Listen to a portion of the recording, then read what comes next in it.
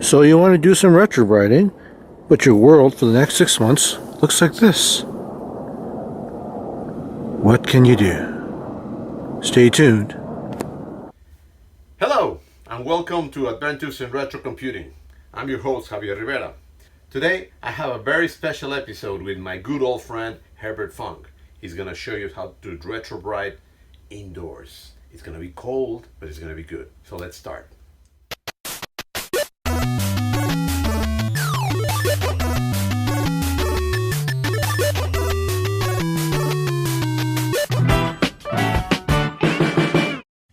Welcome to Adventures in Retrobrite. I'm your guest host, not Javier, and today we are in not Florida. I'm going to be introducing to you a method of retrobriting that can be done when you're not in Florida, because not everywhere you get great sunshine like Javier does. So what we are going to be using is a source of UV light, our substitute sun, some reflectors to reflect the light back into where you're going to be retrobriting. I have here a gallon of 3.5% hydrogen peroxide, which you can get at your local pharmacy, but usually for that size you have to get a special order. And then a container to put said items to be submerged in. This is a submersion method that I'm going to be showing today. This is not the method that Javier normally uses, but you can certainly use the same method he does with the paste and brush on, and monitoring and rebrushing. But for smaller parts that are shallow, I just find it easier to submerge them. So it's just, I don't have to babysit them as much. One thing to note about when you're doing submersion method is that bubbles will form on the surface of your items, and they will tend to float and usually flip upside down, which sometimes you may not get directed UV exposure. So what I do is I take some a blue tacking putty and I use it to attach to the bottom of the item and attach it to the surface, usually like the bottom of the tray, or in this instance like the inside of a part that I'm not actively trying to retrobrite, such as the inside of this keyboard case. So here I have a few parts that are tacked on with a putty, and like I said, that'll control it from floating away. The other thing too is, like, if you wanted to retrobrite the eject button from the 3.5 drive, there is a metal contact inside that's part of the switch. Because hydrogen peroxide will react to metals, I tend to want to protect the metal before doing submersion, otherwise you can get some corrosion going on. So the putty acts dual purpose here. It coats the contact and it also adheres the switch, so I have it in one direction. So the other thing I have here are some small glasses, and I use these to, when I've submerged the items, I'll put the glass in to draw in some of the liquid and then kind of invert it so there's liquid underneath the glass, and then you put this on top of an item so it won't float. So that way the surface of the item still has the hydrogen peroxide, but it's weighted down so it doesn't float up. Because if this floats to the surface, then you don't have any exposure to the hydrogen peroxide. So generally how I would set it up is I would take a reflective material such as we have here, put the container on top of that so the UV light that's projected down can also reflect up a bit. I have 3 of these lamps. These lamps just take a 18-inch UV bulb, fluorescent. So I have 3 sets of these lamps. Usually I will put them on 3 sides, so on one side and on 2 sides, and it would have these reflectors placed around and above to direct the UV light all in one area. That way, it'll focus all the UV light going into that space, so it doesn't just go all over the place. So it's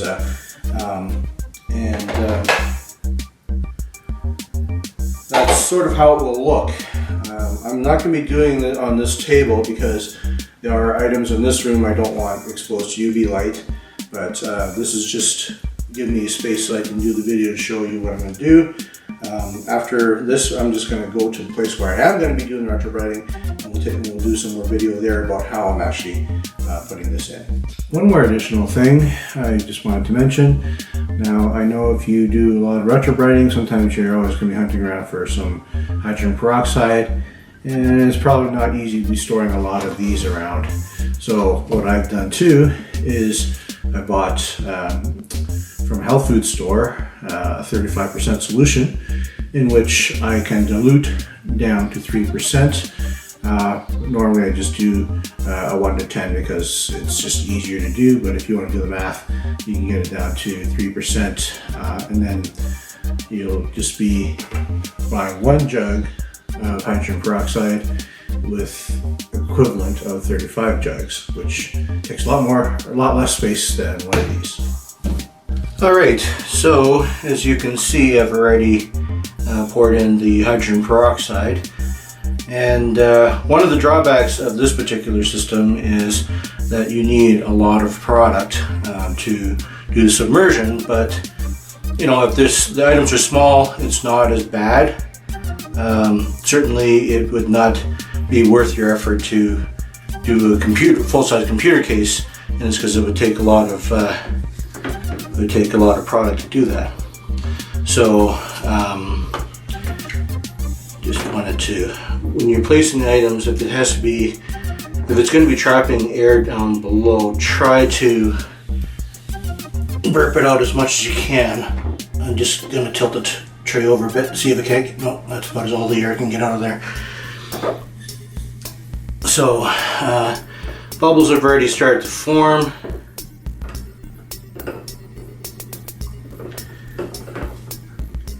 I think I'll just give this glass in a bit deeper. The idea with the glass is to get some in there so the glass won't float away, but enough so you can get it weighted down.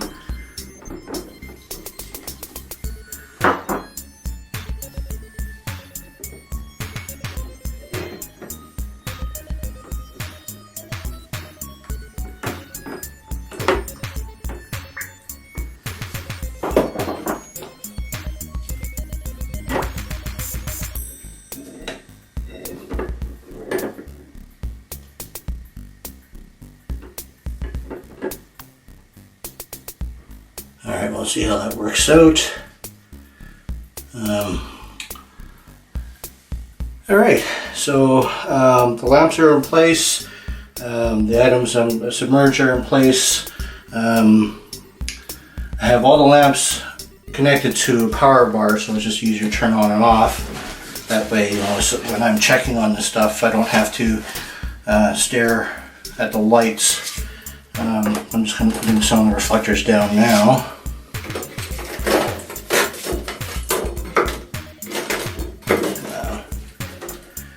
So I mean, it's not going to cover up everything perfectly, which is the reason why I was saying earlier I didn't want it to be in a spacing where I would have other things exposed to UV light that I don't want to. But we'll just turn this on so you can get a look at what it looks like.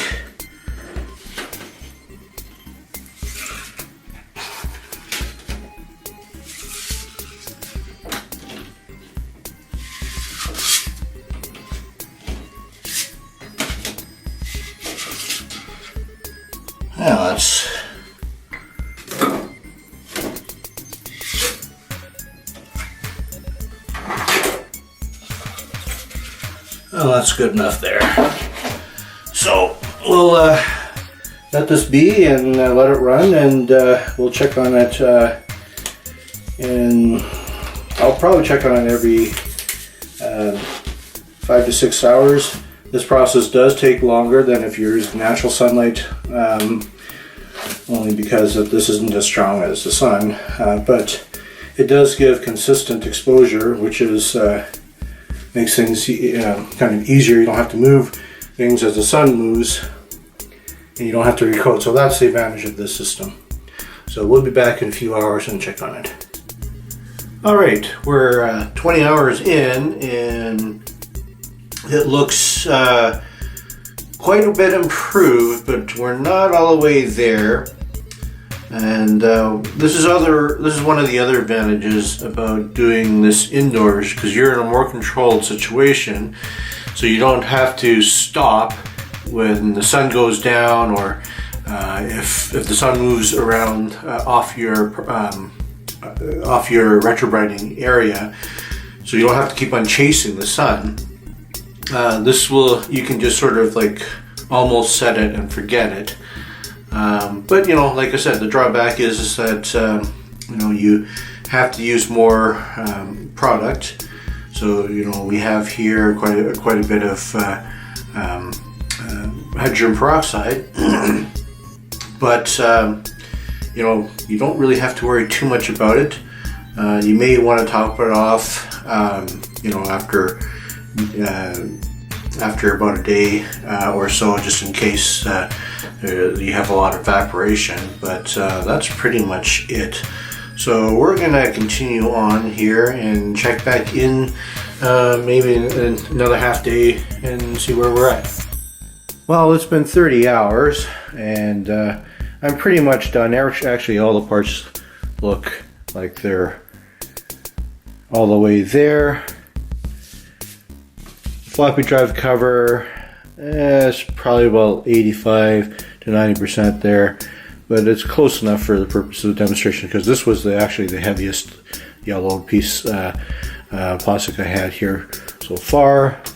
And then the other thing that I did was the space bar and this dividing strip on the keyboard. On the Japanese 2GS keyboard, the keycaps don't really tend to yellow except for the space bar and this piece right here. So it goes to prove that you don't need Florida sun to do retrobriting. You can do it all year round. There are limitations to this because you limit to the size of the tub and the amount of UV light that you can expose to it. So you have to do things in batches if you have a lot of things to do. But during the winter you probably have a lot of spare time anyway, so probably wouldn't hurt.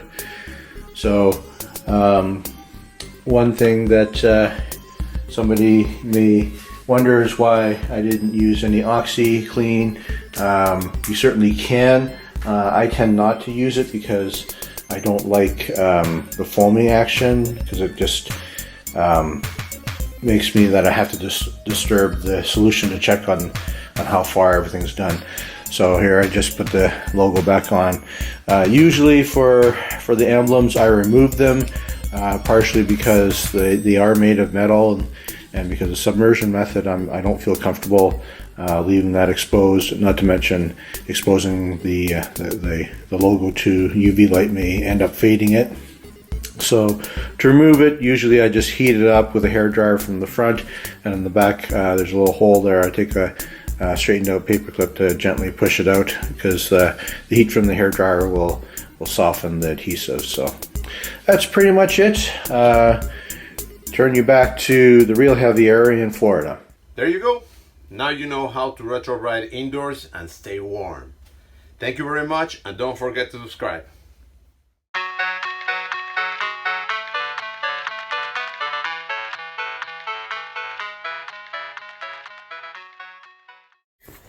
Damn it, where is that GS? I know it's here somewhere.